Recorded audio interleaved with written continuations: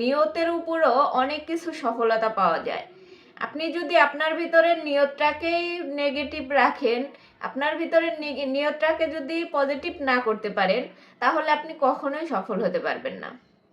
আগে আপনার নিজেকে ঠিক করতে হবে, আপনার নিজের ভেতরকার যে নেগেটিভিটি সেটাকে শেষ করতে হবে, তারপরে গিয়ে আপনি কিছু করবেন, দেখবেন যে সফলতা এমনিতেই আসতেছে।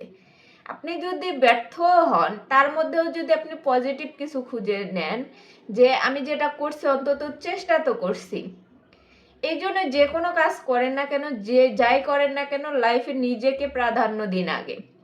নিজেকে যখন বড় করে দেখবেন, নিজেকে যখন মনে করবেন যে হ্যাঁ আমি কেউ একজন, আমি অবশ্যই পারবো, এবং আমি আমার কাছে আমার ভ্যালুটা ধরে রাখবো, তাহলে দেখবেন যে লাইফে আপনি সবার কাছ থেকে সম্মানও পাইতেছেন, প্লাস হইতেছে কিছু একটা করে দেখাতে পারতেছেন।